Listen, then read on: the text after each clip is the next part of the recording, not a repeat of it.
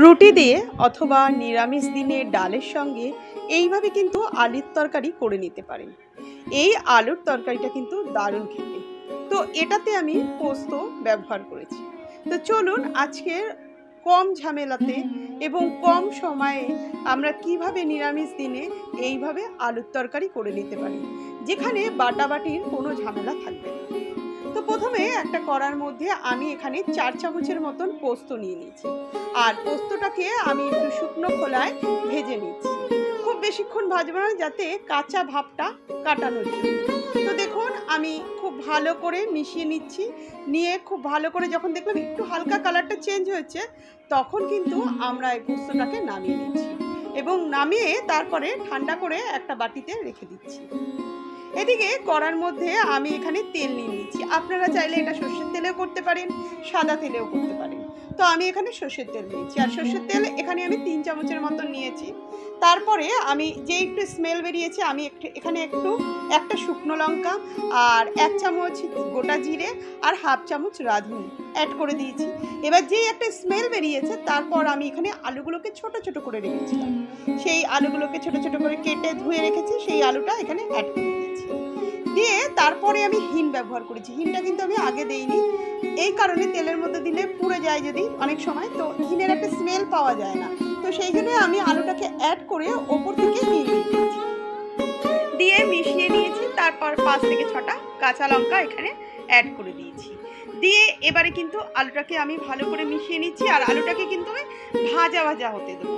আর একটা কথা, এই আলুটাকে কিন্তু আমি বারবার মেশাবো, নইলে নিচে কিন্তু লেগে যেতে পারে। এবারে এর মধ্যে আমি কিছু গুঁড়ো মশলা ব্যবহার করছি, যেটার মধ্যে আছে লঙ্কার গুঁড়ো, হলুদের গুঁড়ো আর জিরে গুঁড়ো। এগুলো সব 1/2 চামচের মতন নিয়েছি, আর একটু একটু করে জলের ছেটা দিয়ে ভালো করে কিন্তু আমি মিশিয়ে নিচ্ছি। মিশিয়ে একদম বেশ ভাজা ভাজা যেই হয়ে আসছে, তার আগে আমি নুন অ্যাড করে দিয়েছি। এখানে নুন আমি 1 চামচের মতন অ্যাড করেছি। এবার নুনটাকে দিয়ে আবার কিন্তু আমি ভালো করে মিশিয়ে নিচ্ছি। মেশানোর পর তারপরে যে পোস্তটাকে আমি ভেজে রেখেছিলাম, সেই ভাজা পোস্তটাও এখানে এই আলুর মধ্যে অ্যাড করে দিয়েছি। দিয়ে এবার কিন্তু খুব ভালো করে মিশিয়ে নিচ্ছি। একটু করে আমি জলের ছেটা দিয়ে নিচ্ছি, আর তারপরে কিন্তু খুব ভালো করে মিশিয়ে নিচ্ছি।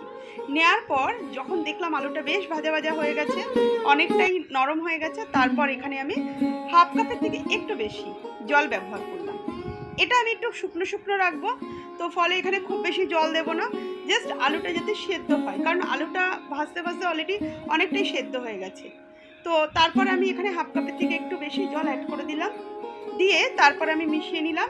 এবার দেখুন আমি ঢেকে ঢেকে এটা করেছি।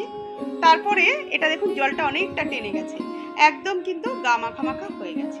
এবারে এখানে কিন্তু আমি চিনি অ্যাড করছি।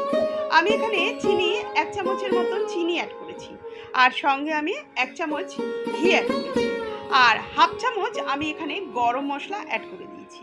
এই সমস্ত কিছুকে দিয়ে আবার কিন্তু আমি খুব ভালো করে মিশিয়ে নিচ্ছি। এইভাবে মিশিয়ে নেওয়ার পর দেখুন একদম টেনে গেছে, আর বেশ একটা ঝরঝরে ভাব হয়ে গেছে। তো এবারে আমি গ্যাসটাকে বন্ধ করে দিচ্ছি। তো দেখুন দারুণ একটা কালার এসছে, খেতেও কিন্তু খুব টেস্টফুল হয়েছে।